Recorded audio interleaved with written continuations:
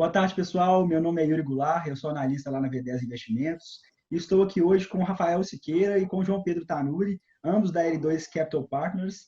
A L2 é uma gestora não tão conhecida ainda na indústria, mas como eles abriram recentemente um fundo com que de grande alternatividade, a gente está aqui para conhecê-los melhor e entender como funciona a gestão deles. Então, sem mais delongas, para começar, queria pedir para vocês se apresentarem e também que fizessem uma apresentação da gestora, como que surgiu, com que objetivo, as principais características dos produtos. Perfeito. Bom, Yuri, obrigado aí primeiro pela apresentação, pela oportunidade aqui de falar um pouquinho sobre a gente. A L2 Capital é uma gestora independente e a gente completou 10 anos de existência. A história dela se confunde muito com a história do fundador, que é o Marcelo Lopes, que é o gestor da casa, o head, e hoje está até bem proeminente aí no mercado nacional. Ele tem aparecido em diferentes divulgações de conteúdo, stock pickers, em webinars, ele tem tido uma certa promoção em função dos conteúdos que a gente cria. A gente, além de fazer a gestão de recursos para clientes, a gente também produz alguns conteúdos que nada mais são do que uma maneira da gente expor para o mundo um pouco o que a gente está pensando, um pouco do nosso racional e como que a gente está enxergando as coisas. Então, a gente também produz uma série de podcasts que ficam no nosso website, muitos em inglês, principalmente no principal tese que a gente tem hoje, que é de urânio, que eu acredito que nós vamos falar aqui de forma bastante extensa, mas também em outras coisas mais generalistas em relação ao mercado. A L2, como eu disse, surgiu em 2009, foi fundado pelo Marcelo Lopes. Ele foi um gestor de hedge fund, né, em Londres por muitos anos. Ele voltou para o Brasil quando ele identificou algumas oportunidades de investimento, na verdade para a América Latina, ele teve alguns investimentos no Chile também. E ele, vendo que existia uma carência no portfólio dos brasileiros de investimentos no exterior, ele resolveu então montar a L2 para justamente fornecer um serviço de expertise de gestão de investimentos internacionais. Então, desde então, a gente tem desenvolvido esse tipo de atividade. Nosso foco sempre foi em mercados internacionais. A gente também tem carteiras nacionais, mas representavam uma porção menor do que do nosso volume sob gestão. E o que a gente tem feito nos últimos anos é justamente buscar aquelas teses de investimento que a gente considera que são assimétricas. Então, a gente está sempre buscando aquilo que está fora do radar, aquilo que tem uma relação ótima de risco e retorno. Normalmente são assuntos, temas pouco abordados pela mídia principal, pelos principais canais aí de comunicação do mercado. E, como por consequência disso, a gente acabou figurando como uma gestora que tem investimentos alternativos, né? Como você bem disse, a gente acaba entrando naquela gaveta do portfólio dos investidores que querem alguma coisa um pouco diferente do tradicional para agregar resultado, também agregar um pouco de descorrelação e melhorar o desempenho geral, né, do risco ajustado no mercado. Brevemente sobre mim, eu sou sócio aqui da L2, sou head de operações aqui no Brasil, né? O Marcelo ele se divide entre Austrália e Brasil, então nas operações eu cuido aqui. E eu já estou na L2, vou completar 7 anos que eu estou lá. Eu sou engenheiro de formação, inclusive, assim como o Marcelo, mas estou no mercado desde que eu me entendo por profissional, desde que eu entrei assim, no mercado de trabalho, eu trabalho com finanças. E, bom, essencialmente isso, Yuri. Você até tocou no ponto, né, de descorrelação. Creio eu que por ser um produto com viés de alternatividade e saída daquele multimercado mais tradicional, da maior parte da indústria, né, vocês terão uma importante descorrelação com o benchmark e até com outros multimercados por aí. O produto ainda é muito novo, mas conta aí com uma correlação praticamente nula com o CDI e com o Ibovespa também. Eu queria que você entrasse um pouco mais nessa parte, por favor. Até para explicar um pouquinho, né, a gente resolveu montar esse fundo multimercado com o L2 Alpha Global. Em maio ele ficou pronto e começou a rodar, ou seja, é um veículo novo, porque a gente entendeu que era um momento oportuno, logo após um crash, várias distorções surgiram no mercado. Essas distorções sempre nos convidam a olhar com mais cuidado para diferentes alvos, porque a gente costuma encontrar coisas interessantes para fazer. Esse fundo, Até então a gente tinha um foco no nosso fundo internacional, a gente ainda tem, que ele é voltado 100% para a tese de urânio, que é a principal tese da casa. Depois a gente pode entrar em mais detalhe em aspectos dela e por que é importante entrar nos aspectos dela, porque ela é uma fonte grande dessa descorrelação, e essa descorrelação mora justamente nos fundamentos dela, tá? Na forma como é a dinâmica dela. O que acontece é que esse fundo, então, ele foi concebido para poder prover acesso também para os investidores locais na tese de urânio, sobre a qual a gente tanto fala, e também poder buscar essas assimetrias nos diferentes mercados. Então, se eu pudesse explicar assim, qual que é a raiz então dessa descorrelação que a gente já consegue identificar mesmo com o veículo com um pouco mais de 2 meses de existência, isso reside essencialmente nos alvos que a gente busca de investimento, que tendem a ter um fundamento, ser bottom-up. A gente não parte a gente tem uma visão de mundo que a gente usa para nortear a nossa alocação de uma forma global, mas a gente vai olhar cada alocação sob um ponto de vista bottom-up. Ele tem que ser forte o suficiente para descasar, não depender tanto assim de um desempenho geral da economia, por exemplo, ou dos mercados. Então, o objetivo desse fundo também é ser essa alternativa àquela gaveta mais que o investidor tem, onde pode estar tudo não indo bem e você ter um veículo que está movendo numa direção diferente. Então, a ideia da concepção dele foi justamente essa. Bom, então, agora entrando mais, né, na tese, né, por que o urânio? E aí, mais especificamente, agora falando de energia nuclear, depois a gente abre outros pontos, a energia nuclear, ela é melhor do que, por exemplo, outras fontes de energia renováveis, como solar, eólica. Então, gostaria que você entrasse mais nessa parte de por que o urânio associado à energia nuclear. Eu acho que eu vou começar então falando um pouquinho da energia nuclear, porque ela vai servir aí de pano de fundo do porquê do urânio, tá? Ela foi sempre estigmatizada porque ela é muito impactante, ela figura em filmes e séries e você sempre imagina algo um pouco catastrófico, uma guerra fria associada àquilo que é radioativo, àquilo que é perigoso, então sci-fi, tem um certo sensacionalismo nisso daí. Mas a gente gosta sempre de fazer uma comparação, inclusive, com, por exemplo, o número de pessoas que morrem por mordida de tubarão. Ao ano morrem mais ou menos 10 pessoas. Agora, quantas pessoas são mortas por mordida, né, picada de um mosquito? Facilmente alguns milhões, né, com as doenças que eles transmitem. Mas isso não vira manchete. O que vira manchete é justamente aquela mordida do tubarão, porque é muito mais impactante, chocante, e Steven Spielberg teve uma participação nisso daí. O que acontece no caso da energia nuclear é algo semelhante e leva a uma concepção um pouco errônea, né, de que ela é mais perigosa, de que ela não é uma solução adequada para a questão energética do mundo. Mas, na verdade, hoje ela já representa 12% da produção de energia elétrica do mundo, 20% nos Estados Unidos, 70% na França, mais de 40%, por exemplo, na Suécia. Ela é uma energia que já é bem estabelecida em cerca de 30 países, a gente tem mais de 450 reatores funcionando, e o motivo dela ser do jeito que ela está, estar do jeito que ela está e ter muito espaço para crescimento, reside justamente nas características que ela tem. O primeiro, você tem que utilizar um combustível como combustível nuclear, o urânio enriquecido, que vai ser levado na fabricação do combustível, e ele é extremamente denso. Então, você tem a mesma quantidade de energia por unidade de massa no urânio que você teria em 100 mil unidades de massa no carvão, que é uma das principais fontes de geração de energia no mundo. A gente aqui no Brasil às vezes não tem essa noção do quanto que o carvão é utilizado em termoelétrica, porque a gente aqui tem agraciado com muitas hidrelétricas, mas esse é um contraste que já é importante. Segundo, que ele tem a capacidade de gerar energia, um reator funciona perto da sua capacidade máxima, normalmente acima dos 95%, 24 horas por dia, 7 dias por semana. O que significa isso? Ele é uma fonte de energia que é capaz de fornecer a carga base, que eles chamam de base load, de uma rede, né? Quem que se compara com ele? Por exemplo, uma hidrelétrica, desde que tenha água ali batendo na turbina, você vai conseguir manter a geração de energia.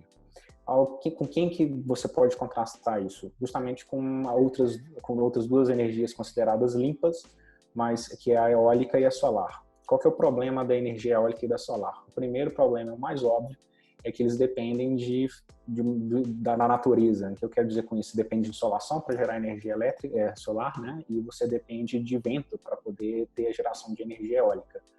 Então, você não consegue utilizá-las para fornecer aquela carga base da rede. Você pode usá-las para complementar suas necessidades, afinal, existem picos de consumo ao longo do dia que você tem que entrar com fontes adicionais de geração, mas elas não têm por característica aquele fornecimento base que você precisa manter o tempo todo na rede elétrica.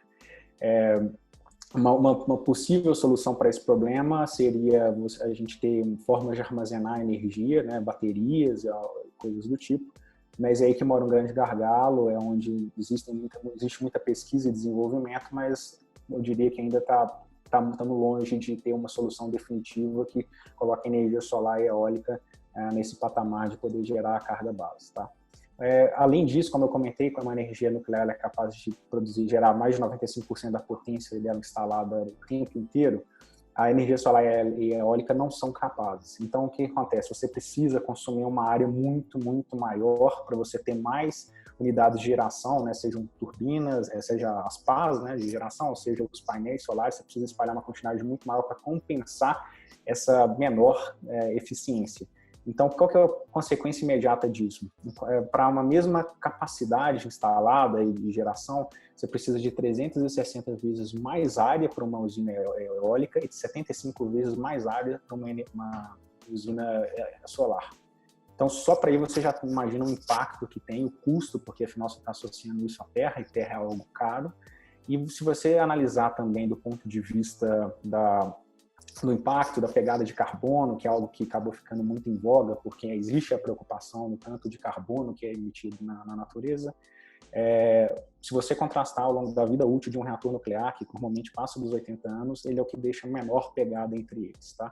E além do mais, quando você coloca ele ali num reator e você gera fissão nuclear, você aquece uma água e essa água, um vapor então, de água super aquecido e pressurizado, vai tocar as pás de uma turbina, né, de um gerador, e o que sai ali é simplesmente vapor de água. Então, no processo direto de geração de energia elétrica por fissão nuclear, você não tem emissão de poluentes, apenas vapor de água.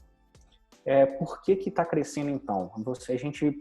Existe uma demanda, hoje já é são painéis internacionais, né, que advogam aí por uma mudança na matriz energética, e a solução mais viável para resolver todos esses problemas de sustentabilidade, para suprir realmente aquilo que hoje o carvão e os combustíveis fósseis estão provendo, é justamente a energia nuclear pelas características que ela tem. Inclusive, eu vou até fazer um breve parênteses, pedir para o João colocar aqui para a gente o slide que mostra o número de mortes por trilhão de quilowatt-hora gerado por cada uma dessas fontes de energia, e é uma boa maneira da gente desmistificar a ideia de que a energia nuclear é a mais perigosa, a mais mortal. Quando a gente leva em conta aí, inclusive, você imaginaria que não seria um problema muito grande, na verdade ela tem impacto muito grande também, não só sobre vidas, mas impacto natural, porque você tem que alagar uma superfície muito grande, se envolve uma mudança de populações, não só de seres humanos, mas também de outras espécies. Então, o impacto não é nada pequeno. Então, quando você coloca isso aí comparado com a quantidade de energia que é gerada, dá para ver que ela é, sem dúvida, a mais segura que a gente tem. Se a gente falar do carvão, que é o pior, aí eu já vou começar a puxar, inclusive, para um dos fundamentos da nossa tese. O carvão hoje é a principal fonte de energia, né, para geração de energia elétrica na China. 2/3 da energia da China vem justamente da queima de carvão. A China consome todo o carvão que ela produz e ela ainda importa, junto com a Índia, mais de 1/3 do carvão produzido no mundo. Qual que é a consequência dessa característica da matriz energética da China? A primeira e mais óbvia é que você tem uma poluição, tanto é que nos Jogos Olímpicos de Pequim, que já foi há mais de 12 anos, isso foi um problema na época para os atletas, eles tiveram que tomar uma série de medidas porque o ar era simplesmente impraticável. 12 anos depois, a coisa só piorou, então você tem esse problema de saúde pública, no mundo morrem quase 10 milhões de pessoas todos os anos por causa de poluição, né, de forma direta. E, além disso, que eu acho, inclusive, muito mais importante, é a questão estratégica. Um país que hoje está brigando para ser protagonista no mundo, nesse dualismo com os Estados Unidos, você ter uma dependência tão grande assim de uma única fonte de energia é estrategicamente ruim. Então, a China hoje é um grande vetor de crescimento da energia nuclear. Ela tinha uma meta de atingir em 2018 uma capacidade de 40 gigawatts de capacidade instalada, né? Ele conseguiu atingir muito antes disso. Na verdade, já tem mais de 60, hoje mais de 60 gigawatts de capacidade instalada. A expectativa de instalar de 6 a 8 reatores por ano até 2030. A ideia da China é triplicar ou até quadruplicar a capacidade de geração nuclear no país. E aí eu vou começar a entrar, então, em um dos pilares dessa tese. Vou dar um passo para trás. Como é que é gerada, então, a energia nuclear?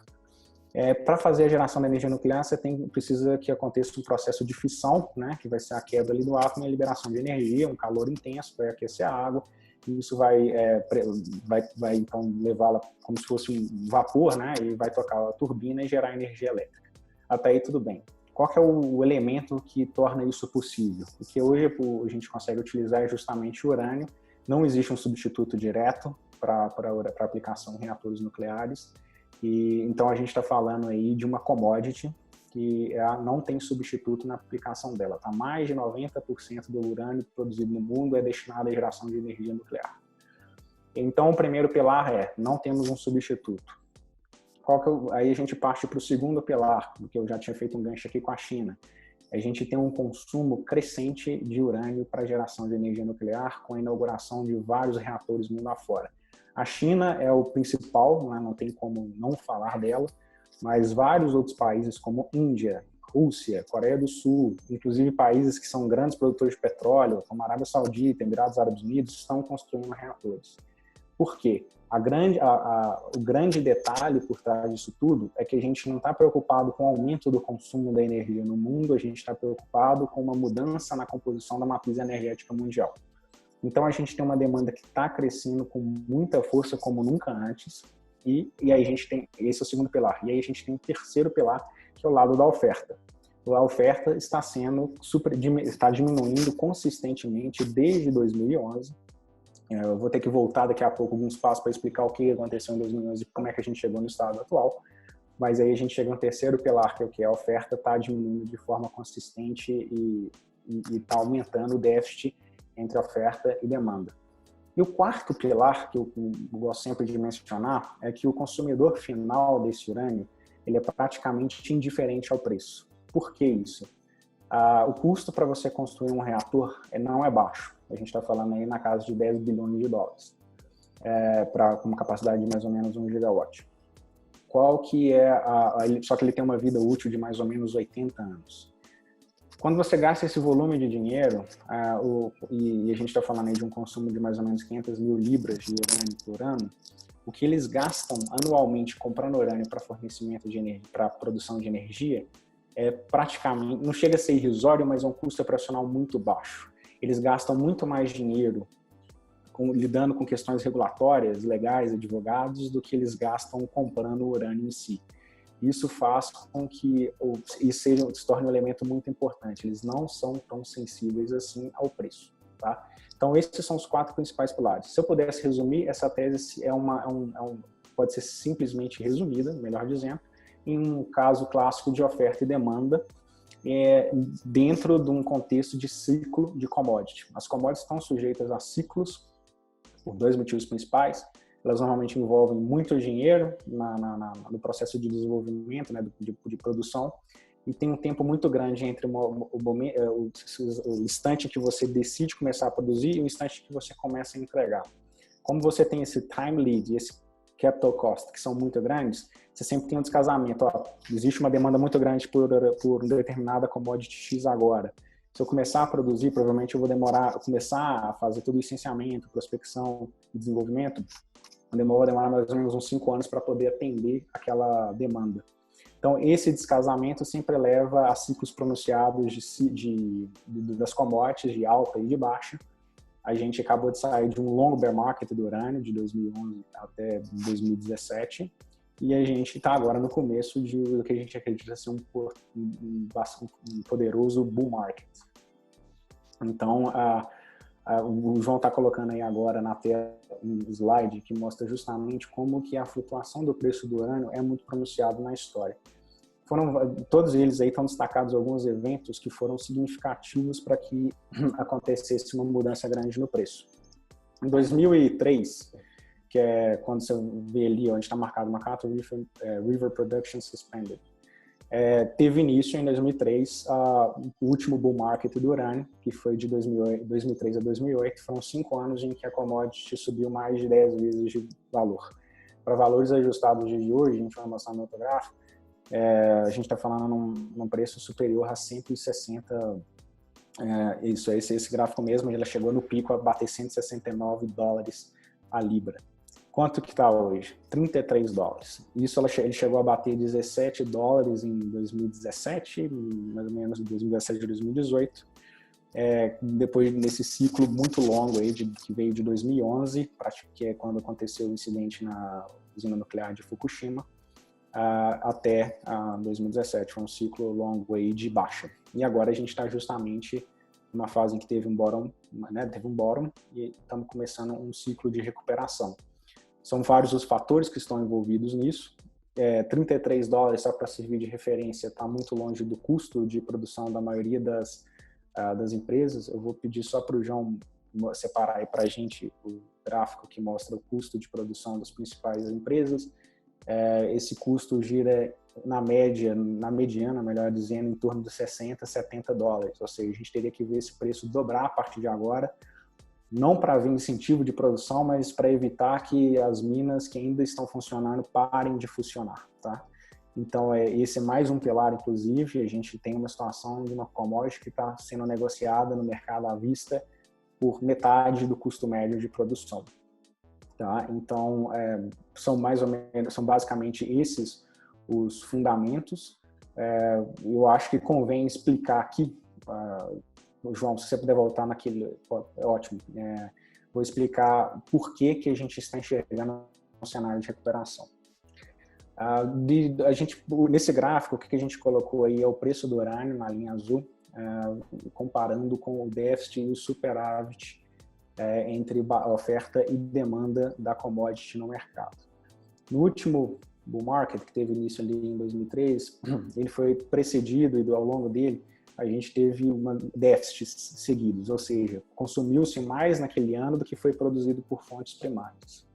Isso deu uma força muito grande para valores da época, nominais, chegou a bater $136, saindo de 21. Na verdade, ele saiu de menos de 21, porque esse gráfico não pega de 2003, tá? Então, ele saiu de bem menos do que isso, aproximadamente $11, porque ele está começando a partir de 2005. Hoje, depois de vários anos de superávit, a gente teve em 2011 um incidente em Fukushima. O que aconteceu em Fukushima foi realmente uma fatalidade. O Japão foi atingido por um terremoto e uma tsunami de magnitude além do comum, e a usina de Fukushima estava preparada para lidar com uma magnitude um pouco menor. Então, quando houve o incidente, eles desligaram os reatores, só que eles continuam aquecidos após o desligamento. Então eles entram com os motores da combustão interna para ficar bombeando água e para arrefecer o sistema. Como vieram ondas coisa de 1 metro acima do que as paredes de contenção dariam conta de segurar, houve uma inundação da usina. A usina, então, os motores, então, estragaram, não conseguiram continuar fazendo o bombeamento do líquido de arrefecimento, e aí teve um derretimento de núcleo.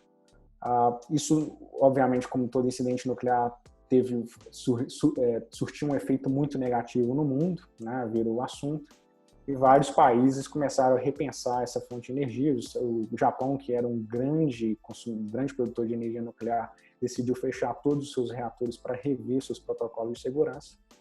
E ele, que tinha então era um grande consumidor, passou a ser um grande fornecedor. Então era um período em que ele estava vendendo o urânio dele.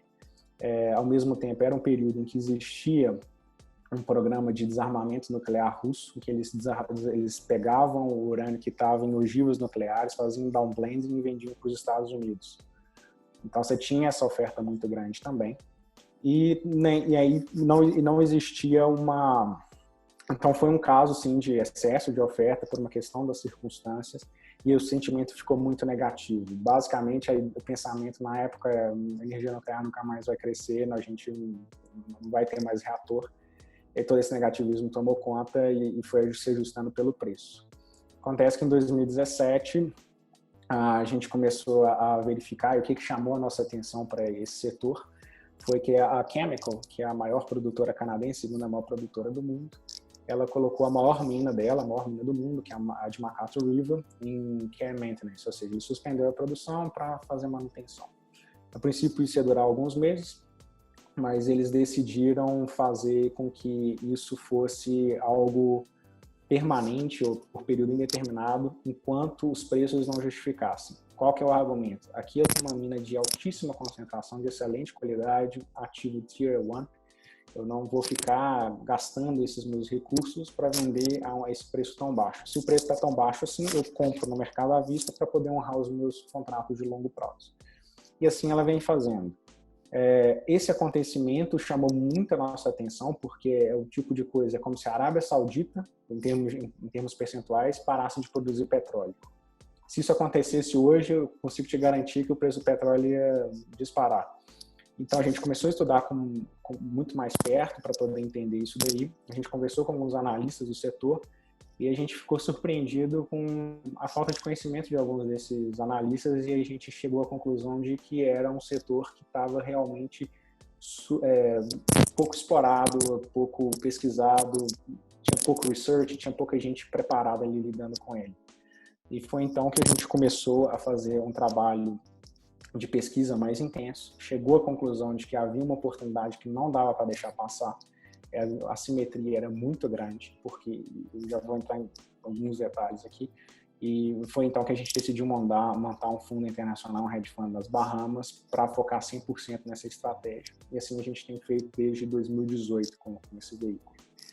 O que tem acontecido desde então é que todos os fatores que levaram o preço do urânio para patamares tão baixos foram revertidos. Hoje a gente tinha aquele problema do desarmamento nuclear russo, que era um fornecedor, isso não existe mais, então você perdeu um grande fornecedor. Várias minas, não só a da Chemical, foram fechadas, suspenderam sua produção. A própria Kazatomprom, que hoje é a maior produtora do mundo, o Cazaquistão responde por 40% da produção mundial, diminuiu o volume que eles produziam, principalmente depois que eles foram listados na Bolsa de Londres e de Astana, né? E a gente entrou num processo bastante sistemático de redução da oferta. Acontece que quando a gente tem essa situação de desbalanço entre oferta e demanda, você tem essencialmente duas soluções. Ou você para de produzir, porque não faz mais sentido, ou o preço tem que ajustar.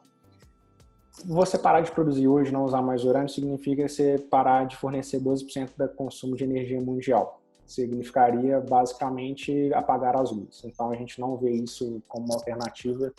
Pelo contrário, seria bem impossível. A alternativa, então, realmente é uma mudança no preço. O preço está muito errado, está menos de metade do custo de produção das principais, das mineradoras que existem. E vai ter que haver esse ajuste mais cedo ou mais tarde.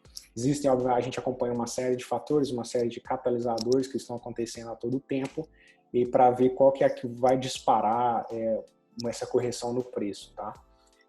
Até hoje a gente, esse ano, por conta do Covid, a gente deve ter o maior déficit entre produção e consumo da história, que é o que está ali estimado, provavelmente deve passar dos 50 milhões de libras.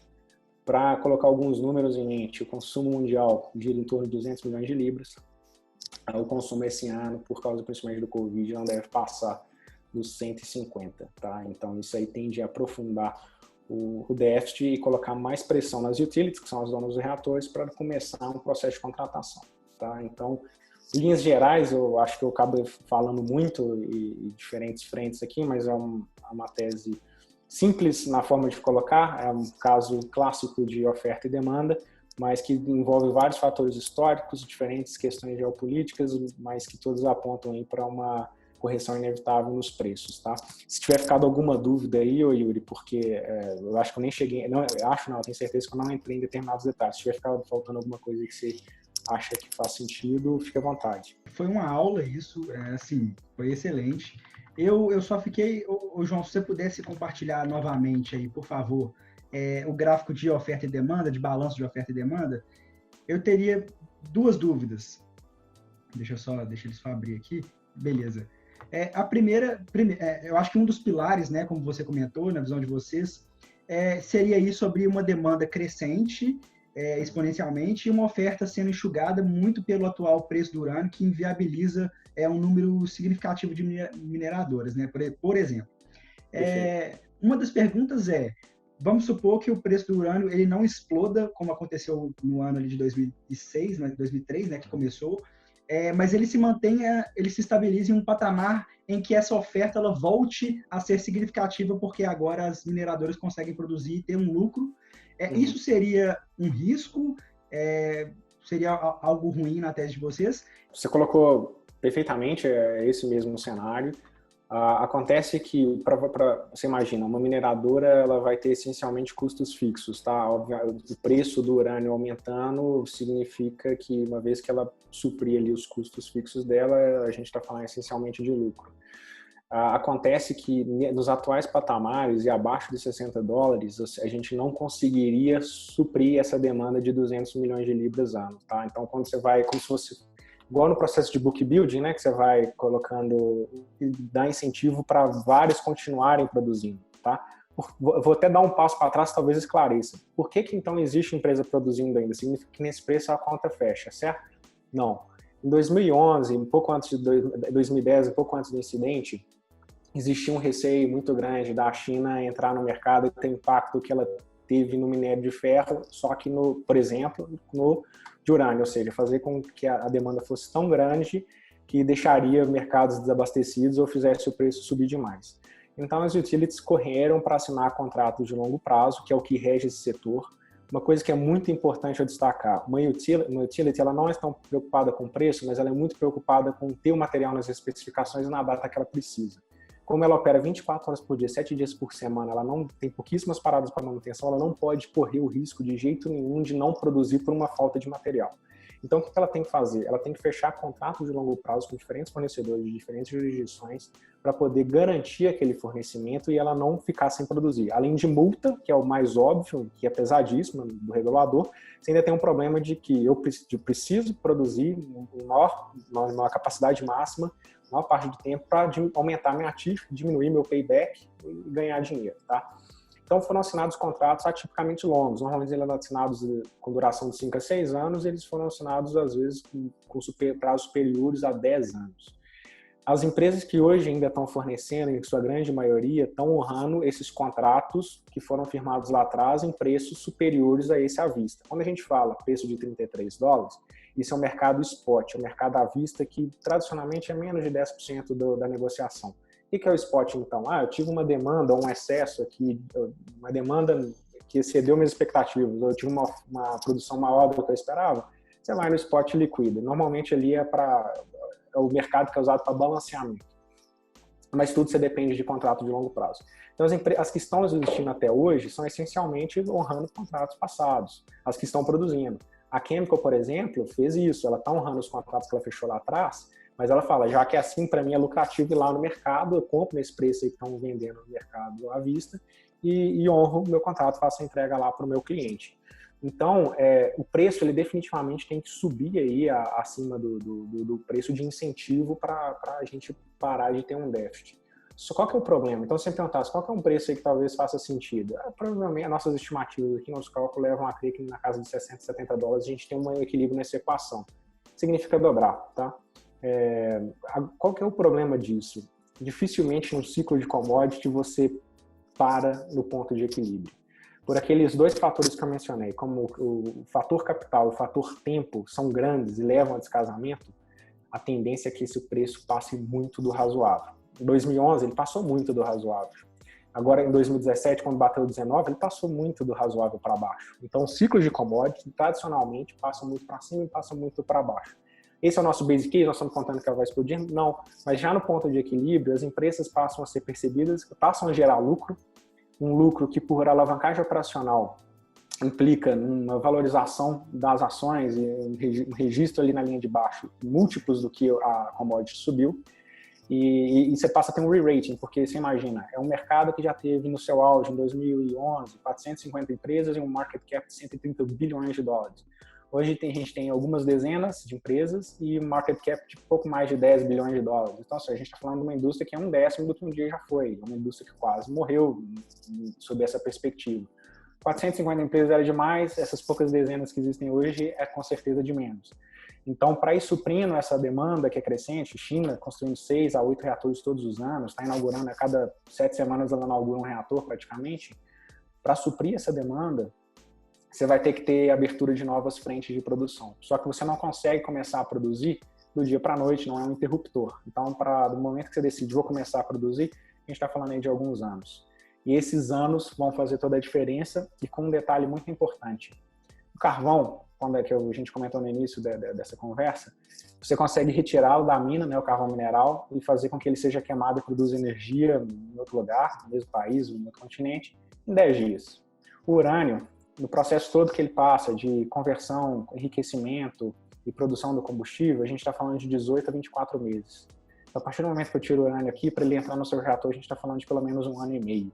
Esse é um outro aspecto desse time, né, desse fator tempo, que tende a fazer com que haja uma corrida para garantir a oferta e o preço suba. Todos os nossos modelos indicam que esse preço tende a passar muito do razoável, mas o ponto de equilíbrio já é suficiente para as empresas se tornarem lucrativas, ter um re-rating e uma apreciação muito grande. Muitas das empresas que a gente investe estão sendo negociadas abaixo do valor dos ativos dela. Muitos ativos estão sendo considerados, porque imagina, quando ela a determinados valores de break-even, aquilo ali nem considerado um ativo minerário vai ser, simplesmente não é viável economicamente. Então, algumas têm equipamentos grandes e robustos que são caríssimos. Se você for olhar, às vezes esses equipamentos, esses mills, valem mais do que a própria empresa. Esse tipo de situação é ótimo, porque imagina, se a gente estiver certo, eu acredito piamente que nós estamos, que quando contar a necessidade de uma correção do preço, essas empresas vão ter uma mega valorização para poder refletir essa nova realidade.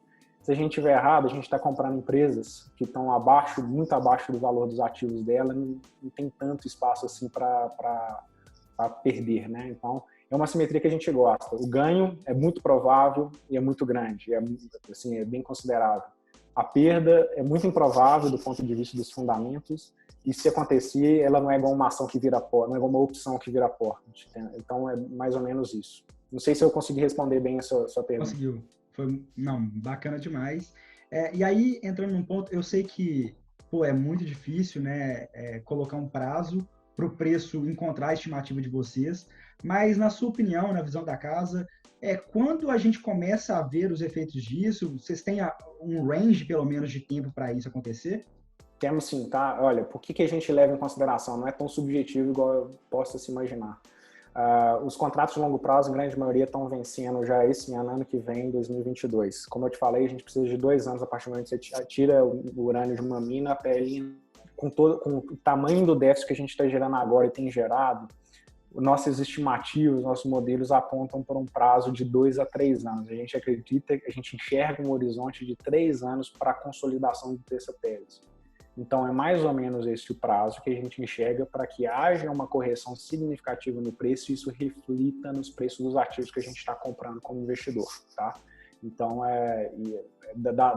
esse é o horizonte que a gente tem. Parece que uma das principais resistências a esse tipo de atuação, mais especificamente a energia nuclear, né, seria a opinião pública propriamente dita de que é algo perigoso, que pode explodir, matar, intoxicar pessoas. Hoje, se você pudesse elencar aí quais seriam as principais dificuldades e os principais fatores que, porventura, se acontecessem, inviabilizariam a tese, o que seria? Ótima pergunta, Yuri. A energia nuclear realmente tem carregado um estigma muito negativo, conforme eu comentei no início da nossa conversa. Isso tem a ver com a forma como ela impacta o ser humano, um pouco de sensacionalismo, um pouco de questão até cinematográfica. Mas isso vem mudando, a gente vem vendo isso, inclusive no mainstream, E a gente tem até um podcast gravado em que a gente trata disso com detalhe, como que a radiação é nociva ou não, né? Então a gente tenta desmistificar um pouquinho disso daí. Mas o que realmente importa também é a questão política. Como que os políticos, aqueles que tomam decisões, aqueles que estão nos representando, veem essa situação toda? Os Estados Unidos têm mudado, tem um presidente hoje que é favorável à energia nuclear, e que é o Trump, né? Então ele tem, inclusive, esse mercado ganhou incentivos recentes. Os Estados Unidos vai passar a comprar 150 milhões de dólares todos os anos pelos próximos 10 anos para aumentar a reserva estratégica soberana do país. E aí aconteceu algo muito interessante recentemente, que o Joe Biden, que é o virtual candidato ao presidente dos Estados Unidos pelo lado dos democratas, soltou um documento, um tratado sobre como o governo dele abordaria a questão das energias renováveis, energias limpas, e ele elencou como um dos protagonistas justamente a energia nuclear.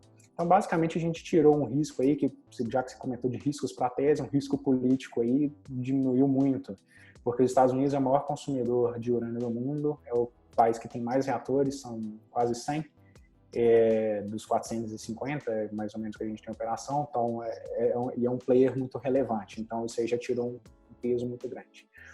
A opinião pública tem mudado, tá? Então você vê, teve o documentário do próprio Bill Gates, que mexeu com um pouquinho disso, ele tenta, vou até fazer um parênteses, ele tenta propor um substituto aí para o urânio, né, utilizando o waste, né, o resto, né, da combustível nuclear, mas é algo que ainda não conseguiu apoio e é algo que tende a se ficar bastante caro, tá? Mas só dele colocar a energia nuclear como uma solução viável e desejável, isso já vai mudando. Então a gente tem visto várias personalidades políticas e de influência, inclusive no meio científico, fazendo um trabalho bastante interessante para desmistificar isso daí, tá? Então, quanto à opinião pública e sentimento, algo que ficou negativo, o pico foi 2011. 2011, você falava de energia nuclear, você era um genocida, um maluco. Hoje a gente já está bem diferente e o fator sentimento é importante. Você me perguntou, qual que é o risco para essa tese? O risco para essa tese, Yuri, é essencialmente acontecer um outro desastre nuclear como que aconteceu em Fukushima. Por quê? Gera todo um caos ali, o pessoal vai rever protocolos, rever construções, estigmatiza novamente. Lembrando que Fukushima foi um incidente, algo assim que realmente fora totalmente da regra, e isso levou à revisão de protocolos de segurança no mundo inteiro. Então a chance de algo daquela natureza acontecer é muito pequena. Eu nem ia mencionar Chernobyl, mas Chernobyl é o tipo de coisa que só podia acontecer num país soviético mesmo, com uma total falta de cuidado e critério. Mas se eu tivesse que falar qual que é o risco para essa tese, o risco é essencialmente acontecer um incidente nuclear. Fora isso, a gente está falando de fundamentos que são simples na essência, mas quando você olha em mais profundidade, são muito sólidos e que tem uma rede de complexidades, vários pequenos riscos que, interessantemente, só favorecem a tese. Eu vou pedir, inclusive, para o João, se você puder, João, colocar o slide justamente do comportamento do preço do urânio esse ano. Esse ano a gente teve o crash mais rápido da nossa história, em março, né? Interessante em março foi que o preço do urânio, a linha azul é o preço do urânio spot. Desde o início do ano, ali ele teve uma valorização bastante expressiva, enquanto vários outros ativos, até ser comparado aí com o Ibovespa, teve uma valorização interessante. E a explicação para isso é justamente que o Covid levou à suspensão de algumas atividades de mineração, de produção de urânio. Isso aprofundou o déficit, aprofundou o receio de faltar material e levou a atividade de negociação no mercado spot para segurar o material. Então a gente viu o urânio aí sair da casa dos 24 e ir para a casa dos $34 a libra. Então, foi algo que estava fora do radar, mas que favoreceu muito a tese, ampliou muito o déficit e era definitivamente um risco que não estava na conta de ninguém, mas que impressionantemente favoreceu a tese. Tem outros dois fatores, olha, a gente escreveu e divulgou essa semana a carta trimestral do Fundo Internacional. Nele a gente fala bastante extensamente sobre a tese de urânio e a gente menciona alguns riscos que não estavam muito no radar, mas que a gente acompanhava e que são favoráveis também. A Rússia é um grande fornecedor de urânio no mundo, os Estados Unidos consome uma parcela do que ele consome, vem da Rússia, na verdade, melhor dizendo, e pode ser que haja problemas de fornecimento dos russos por conta de sanção política, porque os russos fazem negócio com os iranianos, e essa sanção poderia fazer com que, do nada, quase que 20% do consumo americano ficasse comprometido. Por que eu estou mencionando isso? É algo que não estava no radar de ninguém, não é cenário na base da nossa tese, mas se acontecer, tende a ser um mega catalisador. Então, quando a gente está olhando e procurando alvos de investimento, Yuri, é uma coisa que a gente busca justamente isso. São teses que tem muito mais para ganhar, como eu já falei, mas que os riscos, quando surgem, eles tendem a favorecê-lo, tá? Então, esse é um caso. Então, a gente não está no nosso cenário base, mas se acontecer, vai ser um esforço muito grande para o preço subir. A mesma coisa é o Covid. O Covid não estava no nosso cenário base e veio ajudar a tese. Então, quase que antifrágil, né? Não vou me apropriar muito de que outros autores falam, mas ele praticamente se beneficia um pouquinho do caos geopolítico, de certa forma. Entrando numa outra parte agora, hoje existem alguns outros produtos que aproximam o urânio dos investidores, por exemplo, ETFs, né? Que vocês acham desses produtos? Eles são viáveis? Não são boas alternativas? Como que é essa parte de acessibilidade a algo que é tão pouco disseminado, principalmente por aqui? Olha, no Brasil, para quem quiser investir diretamente no urânio, é necessário ter uma conta fora do país, porque não existem ações de empresas do setor listadas aqui, né? Ou existem algumas dezenas de empresas listadas, cada uma tem uma especificidade, atua numa jurisdição, está sujeita a uma regulação, tem um tipo de ativo minerário, geológico, tem uma determinada equipe com management, com um determinado track record, então são vários os fatores para avaliar. Por mais que essa seja uma tese que eu consigo explicar de forma simples, é um caso de oferta e demanda, e por mais que no último bull market, que fez o preço da commodity subir cerca de mais de 10 vezes, e a gente viu empresas valorizarem 1.300%, foi o caso da Chemical, empresas valorizarem 92.000%, foi o caso da Paladin, é um mercado que requer vou ser bem sincero, requer muito estudo, porque são muitas as especificidades, as idiosincrasias, e como eles dizem, né, o diabo está nos detalhes. Então, por mais que, de certa forma, quando a maré subir pode levantar todos os barcos, certos riscos são importantes ser observados na hora de selecionar esses nomes. Então, nos últimos 2 anos, a gente vem fazendo um trabalho intenso para selecionar esses nomes que a gente acredita ter a melhor relação risco-retorno. A gente toma um cuidado para equilibrar exposição à jurisdição, a tipo de ativo minerário. A gente contratou um consultor geólogo para poder nos ajudar a avaliar isso, porque de tão detalhado que a gente quis ser, porque uma coisa é o que a empresa fala, uma coisa é o que efetivamente é na prática. Então, bem honestamente, eu acho que eu recomendo muita cautela para o investidor que quiser investir diretamente nesse mercado por causa dessas especificidades, desses vários detalhes. Sim, eles construíram algumas ETFs recentemente com o intuito de criar uma carteira ali para poder dar uma exposição um pouco mais diversificada para o investidor. O que eu posso te falar aqui com base nas nossas análises é que não é uma carteira que a gente considera ideal, tá? Muitas delas vão ter alguns nomes que vão amortecer um pouquinho o resultado no caso do bull market começar com a potência que a gente espera. Por quê? Não necessariamente são as empresas que vão se beneficiar mais. Vou dar um exemplo de um componente de muitas dessas ETFs de que não faz sentido você ter ali por esse propósito, é a BHP. BHP Billiton é uma grande mineradora mundial, ela produz diversos tipos de minério, principalmente minério de ferro, e ela produz também um pouquinho ali de urânio. Só que esse pouquinho de urânio é significativo, ela produz como subproduto. Igual a Vale também, quando está produzindo minério de ferro, ela produz ouro ali como subproduto, ouro é valioso, mas para ela é um erro de arredondamento, não vai fazer diferença nenhuma no EBITDA, então vende mais ou menos de qualquer jeito, entre aspas aqui. Então, quando você coloca um ativo desse, às vezes fica com um peso grande, porque é um player grande, quando você coloca em termos de percentual da produção mundial, você está amortecendo um pouquinho. Então, assim, pode ser um caminho mais fácil, mas não necessariamente é o caminho menos arriscado e mais otimizado. Em resumo, não é a alocação, não é o ótimo, não é o melhor, mas tá aí, a gente não recomendaria, tá? Não é o que a gente faz, no nosso trabalho não é recomendar, mas a gente, não, se tivesse que recomendar, não faria. Realmente parece ser uma tese bem complexa, né? Com muitas entrelinhas, que eu acho que para o investidor, pessoa física, faz mais sentido entrar num fundo com pessoas, né, de muita diligência que estudam aquilo e que vivem daquilo, né? E entrando, você citou a Paladin e a Chemical, né? você colocou os retornos que elas tiveram no bull market passado, e você tem uma média do retorno dessas mineradoras no passado? Olha, eu peguei justamente os extremos, porque a Chemical teve 2 mini inundadas, era a maior do setor à época, era mais sólida, então, obviamente, é que você poderia esperar naquela época mais, né? Menos, melhor dizendo. A Paladin foi o outro extremo também, não necessariamente a gente vai ter alguma coisa acontecendo dessa natureza novamente, mas foi outra ponta. Mas foram várias as empresas que subiram na casa dos 10.000%, 30.000%.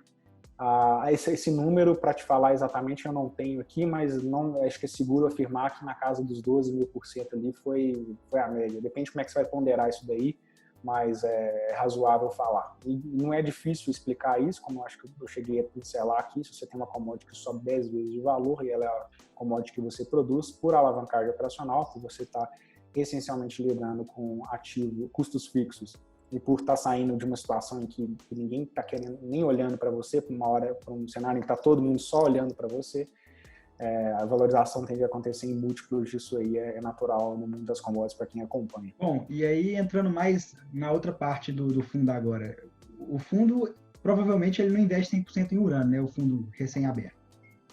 Não. Não, né? Existe alguma outra coisa que vocês enxergam com potencial de grandes resultados nos próximos meses aí, próximos anos?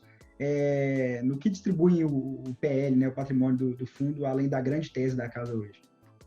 Perfeito.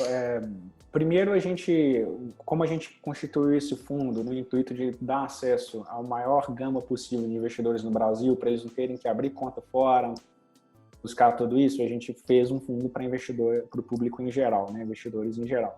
Por regulação da CVM, inclusive, nós somos limitados a investir 20% do patrimônio líquido no exterior.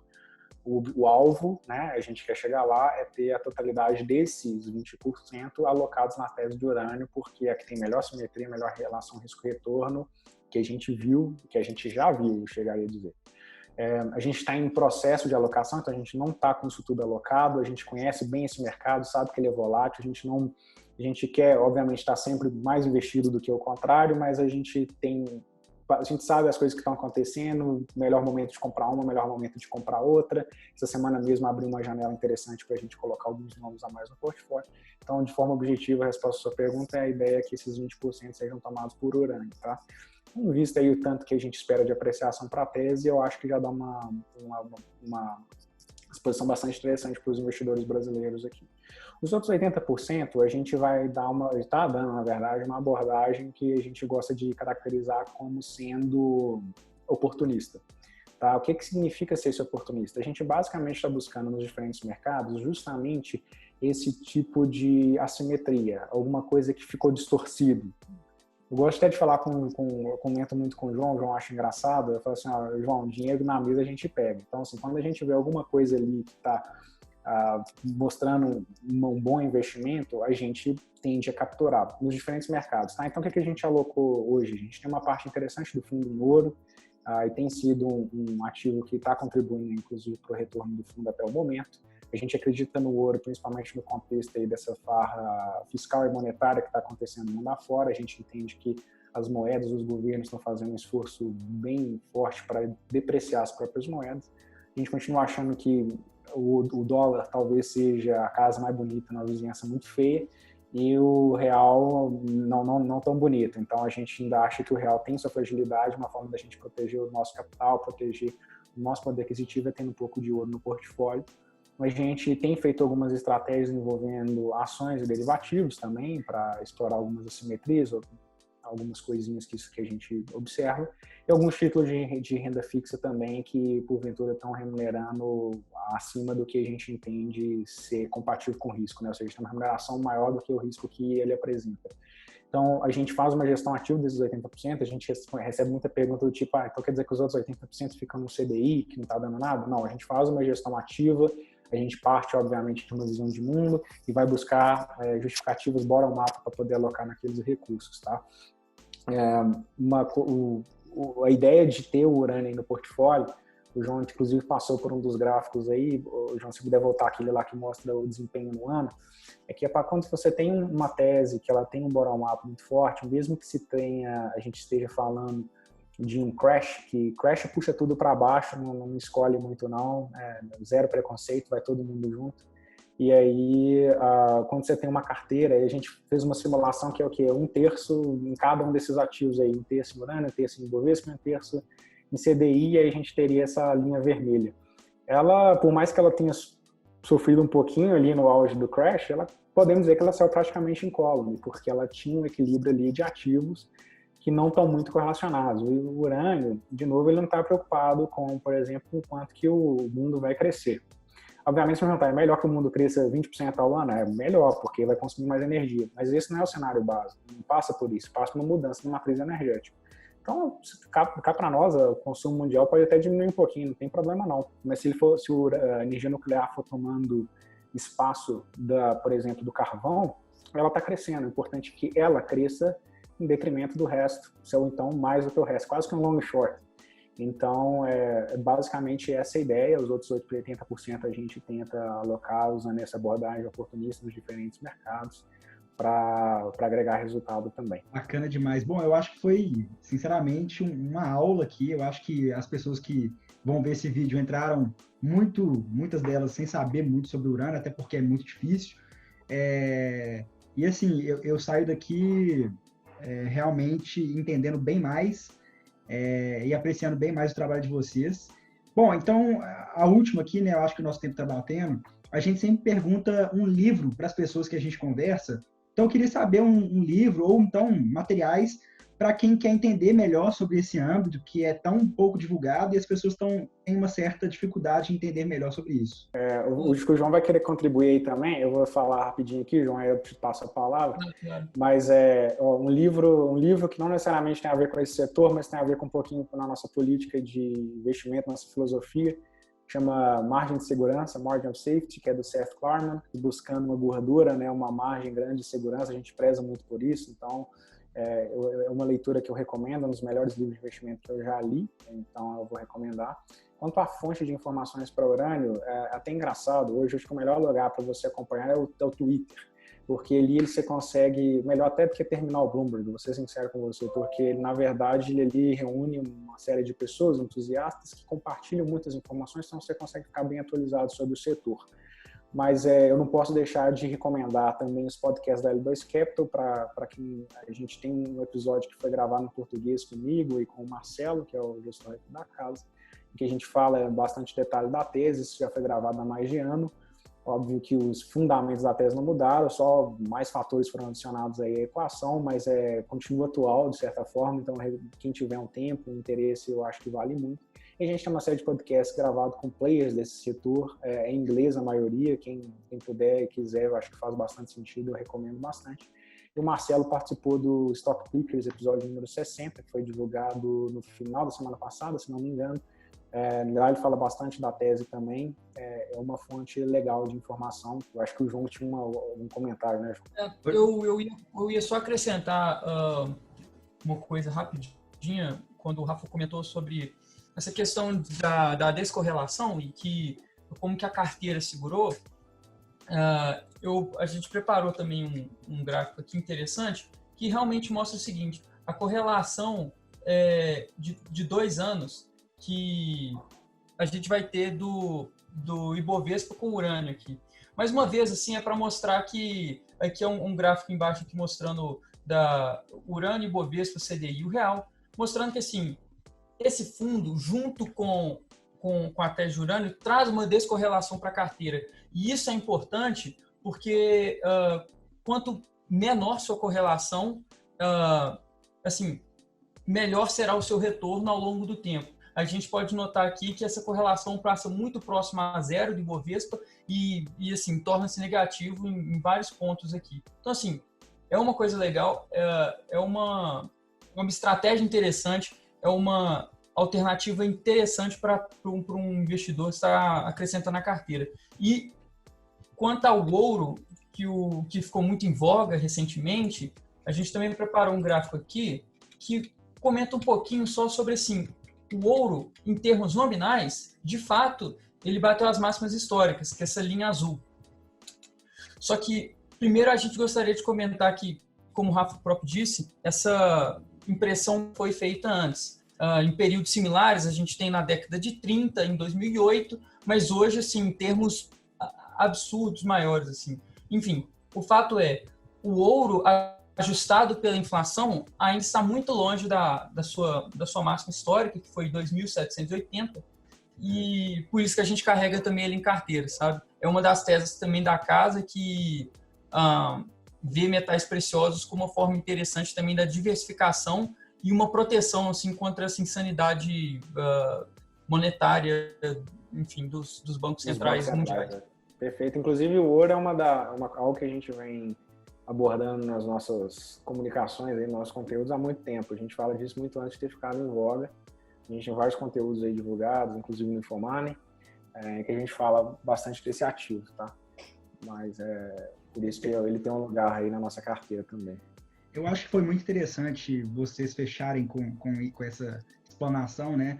Eu acho que para composição de portfólio é realmente uma coisa muito bacana, uma coisa muito interessante e de se olhar. E a gente vai deixar, né, as redes sociais da L2, os podcasts, tudo certinho na descrição do vídeo, né, para quem quiser acompanhar um pouco mais do trabalho.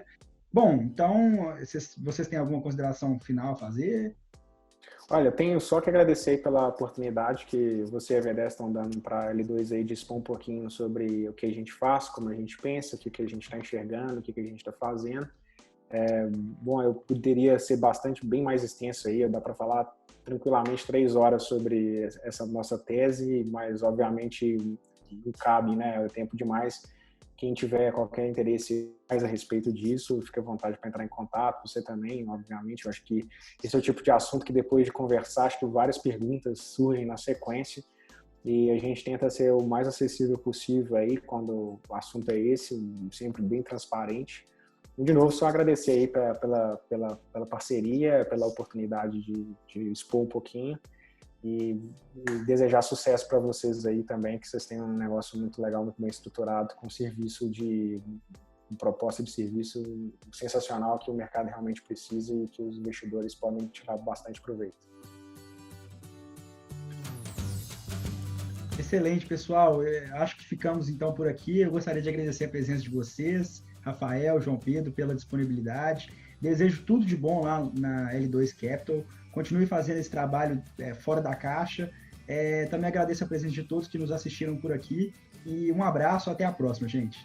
Um abraço grande, Yuri. Tchau, tchau.